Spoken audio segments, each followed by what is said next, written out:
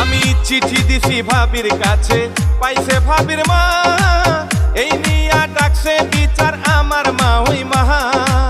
ভাইয়ের শালি খুব সুন্দরী, চোখ তো ফিরে না, বিয়ার বয়স হইছে আমার মা ওই বুঝে না, ও বুঝ মোহনে রে।